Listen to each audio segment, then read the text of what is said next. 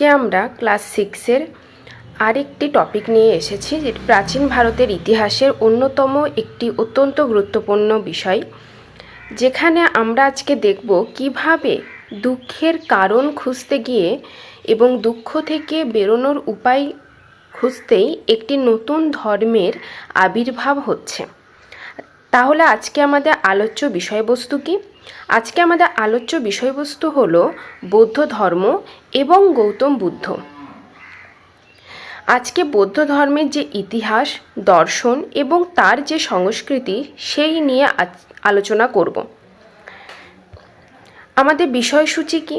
প্রথমে আমরা ভূমিকা এবং ধর্মীয় আন্দোলনের কারণ সম্পর্কে জানব। তারপরে গৌতম বুদ্ধের জীবন এবং বৌদ্ধ ধর্মের প্রতিষ্ঠাতা তিনি ছিলেন, তো কিভাবে তিনি বৌদ্ধ ধর্ম প্রতিষ্ঠা করলেন সেটিকে দেখব। বুদ্ধের জীবনের মহান ঘটনাসমূহগুলো আমরা পরপর আলোচনা করব। বৌদ্ধ দর্শন, যে আর্য সত্য ছিল, অষ্টাঙ্গিক মার্গ এবং ত্রিরত্ন, সেই নিয়ে আলোচনা হবে। বৌদ্ধ সঙ্গীতি বা কাউন্সিল, বৌদ্ধ সাহিত্য ও সম্প্রদায় নিয়ে, বৌদ্ধ স্থাপত্য যেমন স্তূপা ইত্যাদি নিয়ে আলোচনা হবে। ঐতিহাসিক গ্রন্থপঞ্জি ও প্রশ্নোত্তর থাকবে শেষে। আশা করি পুরো ক্লাসটা আপনারা মন দিয়ে দেখবেন।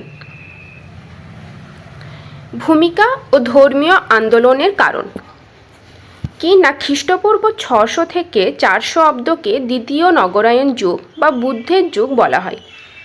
আমরা প্রথম নগরায়ণ দেখেছি হরপ্পা যুগের সময়, তাই না? হরপ্পা সিভিলাইজেশনে। তারপরে আমাদের বৈদিক সভ্যতা আসছে, যেটি ছিল গ্রামীণ সভ্যতা। আবার মহাজনপদ মানে 6th সেঞ্চুরি, যখন জনপদ মহাজনপদ আসছে, সেই সময় আমাদের নতুন নগরায়ণ বা দ্বিতীয় নগরায়ণ শুরু হচ্ছে, এবং যেই সময়ে গৌতম বুদ্ধ ছিলেন তার সমসাময়িক। তাই এই যুগকে আমরা বুদ্ধের যুগও বলে থাকি। এই যুগে বৌদ্ধ ধর্ম, জৈন ধর্ম সহ বিভিন্ন ধর্মীয় আন্দোলনের উদ্ভব ঘটেছিল। কী ছিল এই উত্থানের কারণ? না, বৈদিক দর্শনের বিশুদ্ধতা নষ্ট। যে বৈদিক দর্শন ছিল মেন দর্শন, সেটি ধীরে ধীরে মানুষের কাছে কিন্তু হারিয়ে যাচ্ছিল, এবং তার মধ্যে অনেক জটিলতা, কঠোরতা আসছিল, যে কারণে মানুষজন সেটাকে অপছন্দ করে, এবং অপছন্দের কারণেই এই বৌদ্ধ ধর্ম বা গৌতম বুদ্ধ এই নিজেদের একটা নতুন ধর্মের কথা আনেন, মানে প্রচার করেন। বৌদ্ধ ধর্মের সরল মতবাদ। বৌদ্ধ ধর্ম একদমই অনাড়ম্বর ছিল, কোনো আড়ম্বর ছিল না, কোনো জটিলতা ছিল না, সহজ সরল ভাষাতে প্রচার হতো। তাই এত সহজ সরল ধর্ম হতে পারে সেটা মানুষজন একসেপ্ট করে নিচ্ছিল। তাদের যে দর্শন বৌদ্ধ ধর্মে, সেটা একসেপ্ট করছিল মানুষ। বর্ণ বৈষম্যের বিরোধিতা, কোনো রকম বর্ণ বৈষম্য ছিল না এখানে।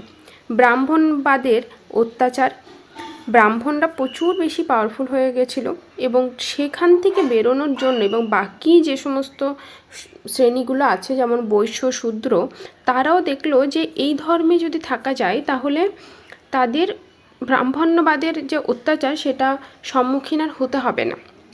তাই তারা এটাকে সাপোর্ট করতে শুরু করলো। প্রাকৃত ও পালি ভাষার ব্যবহার, তারা প্রাকৃত এবং পালি ভাষার ব্যবহার করতো, যেটা সাধারণ মানুষজন বুঝতো। কিন্তু বৈদিক যুগে কি হচ্ছিল, শেষের দিকে সংস্কৃত ভাষার আলোচনা হতো। সংস্কৃত ভাষা এতটা কঠিন ছিল যে মানুষজন বুঝতো না, রিজিয়নাল ল্যাঙ্গুয়েজ নয় এটা। কিন্তু পালি এবং প্রাকৃত সে সময় ছিল রিজিয়নাল ল্যাঙ্গুয়েজ, মানুষজনের বোধগম্য ছিল। আচার অনুষ্ঠান ও হিংসার বিরুদ্ধে কথা বলতো। এতটাই মানে এখানে হিংসার বিরোধিতা করা হয়েছিল যে পশু বলিও এখানে কিন্তু নিষিদ্ধ। বৌদ্ধ ধর্মে যে প্রাণী হত্যা করা যাবে না, তো এখানে আচার অনুষ্ঠানেও যেমন কঠোরতা ছিল না, নমনীয়তা ছিল, এবং হিংসাও ছিল না। তাই মানুষজন খুব মানে আদরে এটিকে আপ্যায়ন করছিল। মূল বার্তা কী ছিল এই বৌদ্ধ ধর্মের? বৌদ্ধ ধর্ম একটি বিপ্লবী দার্শনিক আন্দোলন হিসাবে আবির্ভূত হয়েছিল, যা সমাজে প্রচলিত কাঠামোকে চ্যালেঞ্জ করেছিল। একটা যে কাঠামো চলে আসছে, যে ব্রাহ্মণরাই সর্বেসর্বা থাকবে, শ্রেণী বিভাজন থাকবে, নারীদের স্বাধীনতা থাকবে না, বর্ণ বৈষম্য থাকবে, জটিলতা থাকবে, আড়ম্বর থাকবে, আচার অনুষ্ঠানের মধ্যে অনেক কঠোরতা থাকবে, সেই সমস্ত সামাজিক প্রচলিত কঠোরতার বিরুদ্ধে এই আন্দোলন চ্যালেঞ্জ করেছিল। এই আন্দোলনের আবির্ভাব ঘটেছিল।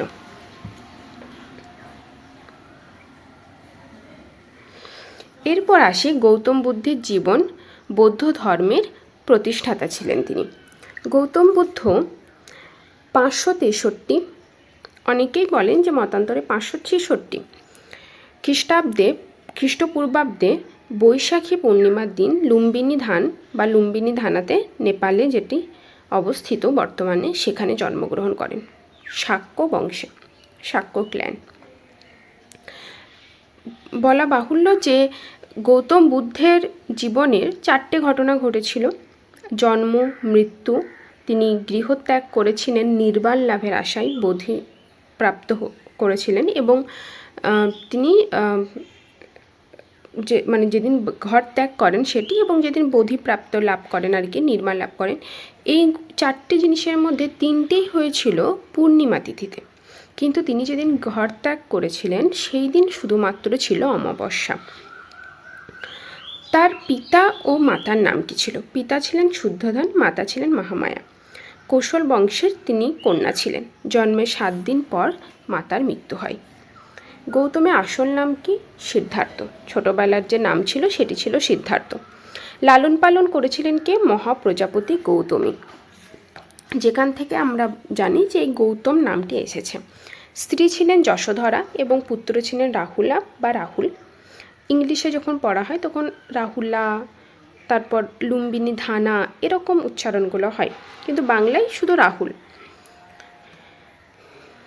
মহাপরিনিষ্ক্রমণ, 4টি দর্শন দেখে 29 বছর বয়সে গৃহত্যাগ করলেন। গৌতম বুদ্ধ যখন ছোটবেলায় জন্মগ্রহণ করলেন এবং তার যখন মা মারা গেল, তো মারা যাওয়ার পরে তিনি একটা রাজজ্যোতিষীকে তার বাবা দেখিয়েছিলেন, কারণ গৌতম বুদ্ধ খুব বড়লোক ঘরের ছেলে ছিলেন। তো একটা জ্যোতিষী এসে যখন গৌতম বুদ্ধের হাত দেখে এবং তাকে নির্ণয় করে যে এ ছেলে ঘরে বেশি দিন থাকবে না এবং একটা অন্য কিছু পথ দেখবে। রাজা খুব ভয় পেয়ে গেছিলেন, শুদ্ধোধনা খুব ভয় পেয়ে গেছিলেন। তখন শুদ্ধোধনা ভয় পেয়ে তাকে সবসময় ঘরের মধ্যেই ব্যস্ত রাখার চেষ্টা করতেন। ঘর থেকে সেরকম বেরোনোর তার সুযোগ ছিল না, সমস্ত আড়ম্বর তার ঘরেই, তার সামনেই দেওয়া হতো, প্যাম্পারিং যেটাকে বলছে। কিন্তু একদিন তিনি বেরিয়ে গেলেন এবং রাস্তা দিয়ে যাওয়ার সময় তিনি তার ঘোড়া এবং ঘোড়া চালককে নিয়ে যখন বেরিয়ে গেলেন, তখন রাস্তা দিয়ে যাওয়ার সময় তিনি প্রথমে দিলেন একটা বৃদ্ধ ব্যক্তি। তা দেখে খুব কষ্ট হলো। তারপর তিনি দেখলেন যে একটি রোগাগ্রস্ত ব্যক্তি, তারপরে একটি দেখলেন যে মৃত ব্যক্তি, এবং শেষে দেখলেন একটা সন্ন্যাসকে। তিনি দেখে ভাবলেন যে এখান থেকে মুক্তির, এই যে দুঃখ, এই মারা যাচ্ছে একটা দুঃখ, একটা বৃদ্ধ মানুষ জরাজীর্ণ হয়ে গেছে, মৃত, তার তো কোনো অবস্থা আর তার জীবন শেষ। এই যে মোহ মায়া, তৃষ্ণা, লোভ, দুঃখ, এখান থেকে বেরোনোর উপায় হচ্ছে যখন আমি বোধি লাভ করব, আমার নির্বাণ লাভ হবে, আমি সন্ন্যাস গ্রহণ করব। তখন তিনি মহাপরিনিষ্ক্রমণ গৃহত্যাগ করার সিদ্ধান্ত নেন। কবে নিয়েছিলেন না? 29 বছর বয়সে। প্রথম গুরু ছিলেন তিনি যখন গৃহত্যাগ করলেন, তারপরে প্রথম শিক্ষকের কাছে তিনি গেলেন। তার শিক্ষক ছিল আরারা কালাম এবং তারপরে রুদ্রাক রামপুত্রা। বুদ্ধের জীবন ও জ্ঞান লাভ ও মহাপরিনির্বাণ। তিনি 35 বছর বয়সে, মোটামুটি কেউ বলে 1 মাস, কেউ বলে 49 দিন টানা ধ্যানের পর বোধগয়া উরুবেলা নিরঞ্জন বা ফাল্গু নদীর তীরে তিনি ধ্যানে বসেন, সুজাতার কাছে এক মুঠো খাবার খেয়ে, এবং তারপরে তিনি নির্বাণ লাভ করেছিলেন, যার জন্য তাকে বুদ্ধ জ্ঞান, তাই তো নির্বাণ, জ্ঞান লাভ করেন বা তাকে তথাগতও বলা হয়। কোন গাছের নিচে না? পিপল, অশ্বত্থ গাছের নিচে। তারপর তিনি যখন জ্ঞান লাভ করলেন, সারনাথে মৃগদাভ উদ্যানে, যেটা হরিণ উদ্যান বলা হচ্ছে, 5 জন শিষ্যকে তিনি প্রথম উপদেশ দেন। এটিকে বলা হচ্ছে ধর্মচক্র প্রবর্তন। এবং শেষে তিনি মৃত্যুবরণ করছেন 483 খ্রিস্টপূর্বাব্দে বা 486ও মতান্তরে 486 খ্রিস্টপূর্বাব্দে 80 বছর বয়সে কুশীনগর বা পাভাপুরীতে, ঠিক আছে, দেহত্যাগ করেন। এটিকে বলা হচ্ছে কি? মহাপরিনির্বাণ। বুদ্ধের জীবনের মহান ঘটনাসমূহ, যেটিকে এক একটা প্রতীক দিয়ে আমরা চিহ্নিত করে থাকি বুদ্ধের জীবনের এই ঘটনাগুলো। যেমন জন্মকে পদ্মফুল বা ষাঁড় দিয়ে চিহ্নিত করে থাকি। ঘোড়াকে আমরা চিহ্নিত করে থাকি কী দিয়ে? না, গৃহত্যাগ। তিনি যখন গৃহত্যাগ করেছিলেন, মহাপরিনিষ্ক্রমণ করেছিলেন, সেটিকে আমরা ঘোড়া দিয়ে চিহ্নিত করে থাকি। জ্ঞানলাভ কি? জ্ঞানলাভ হচ্ছে বোধিবৃক্ষ বা পিপল ট্রি। প্রথম উপদেশ, তার যে প্রথম সারমান তিনি ঘটিয়েছিলেন মৃগদাব উদ্যানে, সেটিকে একটা চক্র দ্বারা বোঝানো হচ্ছে, এবং মৃত্যু হচ্ছে স্তূপ। তার মৃত্যুর সিম্বল কি? না, স্তূপ। বৌদ্ধ দর্শন আর্য সত্য ও অষ্টাঙ্গিক মার্গ। চারটে সত্য বা চার মহান সত্যর কথা তিনি বলছেন। কি না, জীবনে দুঃখ থাকবে, জীবন কিন্তু দুঃখময়, সবার জীবনে দুঃখ আছে, দুঃখের কারণও থাকবে। আমরা ছোট ছোট সব দুঃখের কারণ কিন্তু আমরা জানি, দুঃখের কারণও থাকবে। সেখান থেকে নিরোধ, দুঃখ দূর করাও সম্ভব, নিরোধের উপায় আছে, এবং সেটি কিভাবে সম্ভব? না, অষ্টাঙ্গিক মার্গের দ্বারা। কি কি অষ্টাঙ্গিক মার্গ? সৎ দৃষ্টি থাকতে হবে, সৎ বাক্য হতে হবে, সৎ সমক্ষ আজীব, সমক্ষ স্মৃতি, সৎ সংকল্প, সৎ কর্ম, সৎ ব্যায়াম, সৎ সমাধি। এখানে বিভিন্নভাবে বিভিন্নজন এটাকে কিন্তু মার্ক করেছেন। কেউ দেখবে বলবে সৎ জীবনযাপন, ঠিক আছে, ব্যায়ামের জায়গায় জীবনযাপন থাকবে। তো এইটিকে অষ্টাঙ্গিক মার্গ বলা হচ্ছে যদি এই অষ্টাঙ্গিক মার্গকে আমরা ফলো করি জীবনে, তাহলে আমাদের এই চারটে, এই যে দুঃখ, আর্য সত্য, এই দুঃখ থেকে বেরোনোর উপায় আমরা পেয়ে যাব।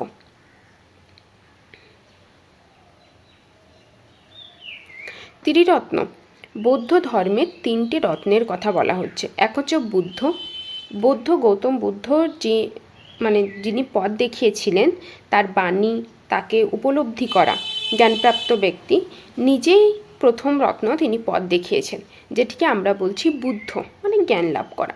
তারপরে ধর্ম বা ধম্ম, ডক্ট্রিন, বুদ্ধ শিক্ষা, মতবাদ, সেগুলোকে কাজে লাগানো। চার মহাসত্য ও অষ্টাঙ্গিক মার্গই জীবনের মূল ভিত্তি হিসাবে দাঁড়ানো। তারপর হচ্ছে কি না, সংঘ, কমিউনিটি। একটা সংঘ থাকবে, একটা কমিউনিটি থাকবে ভিক্ষুণীদের, বৌদ্ধ সন্ন্যাসিনীদের, যারা বুদ্ধের উপদেশ এবং সেই বুদ্ধের উপদেশগুলিকে পাই টু পাই একদম ফলো করবে, কোনো রকমে ব্যভিচার ছাড়া সংঘ ধর্মকে বহন করে চলে। যে বুদ্ধ শিক্ষা বা যেটিকে ধর্ম হিসাবে মানুষ এখন পালন করছে, সংঘ সেই ধর্মটাকে পালন করে। তাহলে এই হচ্ছে বৌদ্ধ ধর্মের তিনটে রত্ন, বুদ্ধ, ধম্ম এবং সংঘ। বৌদ্ধ সঙ্গীত বা কাউন্সিল। গৌতম বুদ্ধ মারা গেলেন 483 বা 86 মতান্তরে খ্রিস্টপূর্বাব্দে। তারপর সে বৌদ্ধ ধর্মকে চালিয়ে নেওয়ার জন্য প্রথম বৌদ্ধ সঙ্গীতই হয় 483 খ্রিস্টপূর্বাব্দে রাজগৃহের সপ্তপর্ণী গুহা, 483 বা 86 খ্রিস্টপূর্বাব্দে। 100 বছর পরে আবার দ্বিতীয় কাউন্সিল হচ্ছে। 250টি ঠিকই আছে, এটি পাটলিপুত্রে হয়েছিল তৃতীয়, এবং চতুর্থ 72 খ্রিস্টাব্দে হয়। প্রথম তিনটে খ্রিস্টপূর্বাব্দে এবং শেষেরটি খ্রিস্টাব্দে হয়েছিল। প্রথম বৌদ্ধ সঙ্গীতে কোথায় হয়? রাজগৃহের সপ্তপর্ণী গুহা, দ্বিতীয়টি বৈশালীতে, তৃতীয় পাটলিপুত্রে। ঠিক আছে, রাজা ছিলেন কে? অজাতশত্রু প্রথম। দ্বিতীয়তে যে কাউন্সিল বসেছিল বৈশালীতে, তার ছিলেন কালাশোক, এবং তৃতীয়তে যে কাউন্সিলে বসেছিল তার রাজা ছিলেন অশোক সেই সময়।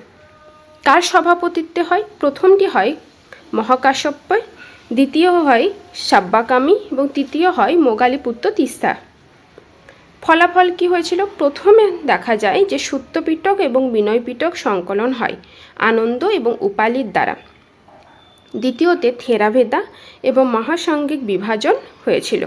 তৃতীয়তে যে আনন্দ পিটক বাকি ছিল, সে আনন্দ পিটকের সংকলন হয় এবং পুরো ত্রিপিটকটিকে সংকলন করা হয়েছিল। এরপর আসি চতুর্থ, যেটি খ্রিস্টাব্দে হয়েছিল, এতটা খ্রিস্টপূর্বাব্দে হয়। এরপরে খ্রিস্টাব্দে হয় 72 খ্রিস্টাব্দে। কার সময়? কনিষ্কের সময়, কুন্দলওয়ান, কাশ্মীর, শ্রীনগরে। বসুমিত্র সভাপতি ছিলেন এবং অশ্ব ঘোষ ছিলেন এর সহসভাপতি। হীনযান এবং মহাযান যেটি দুটো যে ভাগ হয়েছিল বৌদ্ধ ধর্মের, সে দুটো ভাগে ভাগ হয়ে যায়। বৌদ্ধ সাহিত্য এবং সম্প্রদায়। বৌদ্ধ সাহিত্য আমরা জানি কোনটি? ত্রিপিটক, যেটি সংকলন হলো 3টে পরপর মানে বৌদ্ধ সঙ্গীতিতে, তাই না? পিটক অর্থ কি না ঝুড়ি। মূল গ্রন্থ তালপাতায় লেখা ঝুড়িতে রাখা হতো। বৌদ্ধের যে বাণী দর্শন সেগুলো তালপাতায় লিখে লিখে একটা ঝুড়িতে রাখা হতো প্রথমে, যেখান থেকে এই ত্রিপিটক কথাটি এসেছে। এটি হচ্ছে মূল বৌদ্ধ গ্রন্থ, ধর্মগ্রন্থ। বুদ্ধের উপদেশ ও আলোচনা সমূহ করা হয় সূত্রপিটকে। বিনয় পিটকে ভিক্ষুদের নিয়মকানুন ও শৃঙ্খলা লেখা হয় এবং অভিধম্ম পিটকে কি না দর্শন এবং মনোবৈজ্ঞানিক বিশ্লেষণ করা হয়। এছাড়াও মিলান সেন এবং নাগসেনের যে সংলাপ, সেটিও বৌদ্ধ ধর্মগ্রন্থের মধ্যেই পড়ছে, ঠিক আছে?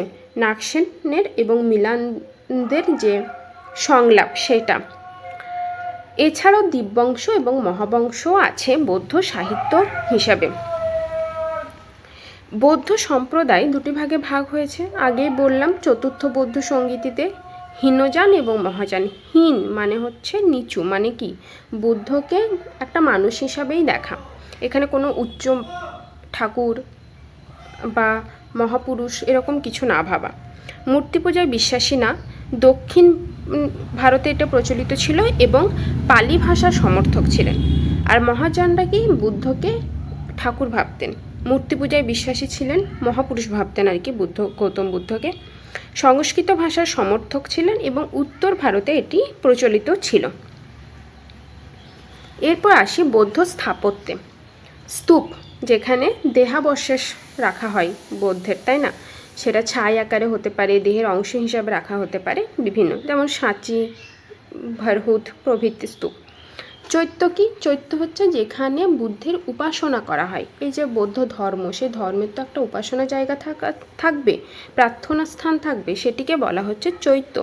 সাধারণত পাথর কেটে তৈরি গুহায় নির্মিত হতো এটি। বিহার, এই যে ভিক্ষুণী আছে বৌদ্ধ ধর্মে, তাদের থাকতে হবে কোথাও, তাহলে থাকার জায়গাটার নাম কি? বিহার। যেমন নালন্দা, বিক্রমশিলা বিহার বিখ্যাত শিক্ষা কেন্দ্রও ছিল, তারা থাকতো সেখানে, পড়াশোনাও করতো। সেরকম বিহার কি না নালন্দা এবং বিক্রমশিলা। এরপর আসি বৌদ্ধ গান্ধার শিল্পে। গ্রিক ও ভারতীয় শৈলীর মিশ্রণে বৌদ্ধ মূর্তি নির্মাণ হয়। গান্ধার বর্তমান পাকিস্তান, আফগানিস্তানের উৎপত্তি। বৌদ্ধ ধর্ম যখন পড়বে তখন গান্ধার শিল্প, মথুরা শিল্প এবং অমরাবতী, এই যে 3টে শিল্পকলা আছে সেটি অবশ্যই পড়ে রাখবে। গুহা স্থাপত্য। বারবার পাহাড়ের গুহা, অজন্তা ও ইলোরার বিখ্যাত বৌদ্ধ গুহাচিত্র। স্তম্ভ, বুদ্ধের জীবনের ঘটনা খোদাই করা পাথরের স্তম্ভ গয়া, সাঁচি এবং ভরহুতে বিদ্যমান। স্তূপ, স্তম্ভ অনেকটি একই। এবার আসি আমরা ঐতিহাসিকদের গুরুত্বপূর্ণ গ্রন্থ পঞ্জিতে। বৌদ্ধ ধর্ম এবং গৌতম বুদ্ধকে নিয়ে লেখা বিভিন্ন ঐতিহাসিক কে বই লিখেছেন, যেমন H.C. Raychaudhuri, Hemchandra Raychaudhuri, political history of ancient India, এখানে বৌদ্ধ ধর্ম সম্পর্কে বিস্তারিত আলোচনা করেছেন। Vincent Smith, early history of India, বুদ্ধের জীবন এবং বৌদ্ধ সঙ্গীতের ইংরেজি আলোচনা, এটা ভিনসেন্ট স্মিথের early history of India. Hermann Oldenberg, Buddha, his life, his doctrine, his order, কে লিখেছেন? Hermann Oldenberg, Buddha, his life, his doctrine, his order, পাশ্চাত্য বৌদ্ধ গবেষণা ক্লাসিক রচনা এটি। রমেশচন্দ্র মজুমদারের লেখা history and culture of Indian people, বহু খণ্ডে বৌদ্ধ সাহিত্যের সমন্বিত আলোচনা। Doctor B.R. আম্বেদকরের লেখা the Buddha and his Dhamma, বৌদ্ধ দর্শন ও সামাজিক ন্যায়বিচারের মূল গ্রন্থ। D.D. Kosambi, an introduction to the study of Indian history, ঐতিহাসিক বস্তুবাদী দৃষ্টিকোণে বৌদ্ধ ধর্মের বিশ্লেষণ। আমার মনে হয় যে পার্টিকুলার যদি বৌদ্ধ ধর্ম সম্পর্কে ইন্টারভিউ জিজ্ঞাসা করে যে বৌদ্ধ ধর্ম সম্পর্কে লিখেছে এরকম কোনো ঐতিহাসিকের বই, তাহলে ডক্টর B.R. আম্বেদকরটা বলা যেতে পারে, যে the Buddha and his Dhamma, এবং হারমান ওয়েলডেনবার্গের যেটা আছে Buddha, his life, his doctrine and his order.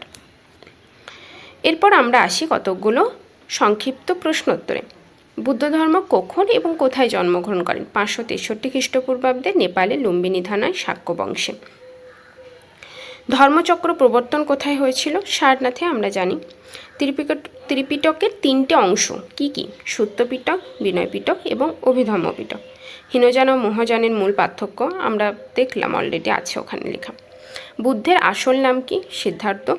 Buddha কোথায় নির্বাণ লাভ করেন? বোধগয়ায় পিপল গাছের নিচে। প্রথম বৌদ্ধ সঙ্গীতে কে আহ্বান করেছিলেন? অজাতশত্রু। বুদ্ধ কখন মহাপরিনির্বাণ লাভ করেন? 483, যে বছর প্রথম মহাসঙ্গীত হয়েছিল বৌদ্ধ সঙ্গীত, সে বছরই 80 বছর বয়সে। এখন আসি কতগুলো বিতর্কিত প্রশ্ন এবং বর্ণনামূলক প্রশ্ন।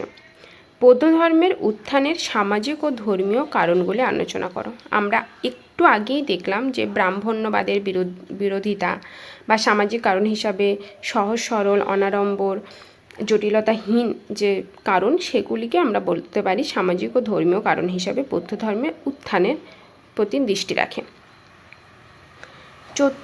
চতুরার্য সত্য এবং অষ্টাঙ্গিক মার্গ কীভাবে বৌদ্ধ ধর্মের মূল ভিত্তি ছিল? দুঃখ থেকে মুক্তির পথ হিসাবে এই দুটি মতবাদ বৌদ্ধ দর্শনের কেন্দ্রবিন্দু। হীনযান ও মহাযানের মধ্যে পার্থক্য কি? ভাষাগত পার্থক্য আছে, মূর্তি পূজা নিয়ে পার্থক্য আছে, ভৌগোলিক বিস্তার নিয়ে পার্থক্য আছে এবং মতাদর্শগতও পার্থক্য রয়েছে। গৌতম বুদ্ধ কি ঈশ্বরের অস্তিত্ব অস্বীকার করেছিলেন? এই প্রশ্নটি খুবই ভালো প্রশ্ন। বৌদ্ধ ধর্ম ঈশ্বরের প্রশ্নে নীরব থেকেছে, ঠিক আছে, সরাসরি অস্বীকার তো করেননি, তাই না?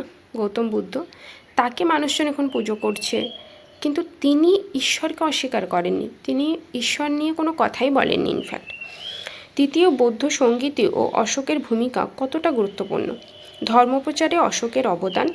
ত্রিপিটকের চূড়ান্ত সংকলন এবং বৌদ্ধ ধর্মের বৈশেষিক বিস্তার কিন্তু ঘটেছিল কার সময়? অশোকের সময়। তাহলে এই ছিল আজকে আমাদের আলোচ্য বিষয়বস্তু, বৌদ্ধ ধর্ম এবং গৌতম বুদ্ধ। আশা করি ক্লাসটি আপনাদের ভালো লেগেছে। ধন্যবাদ।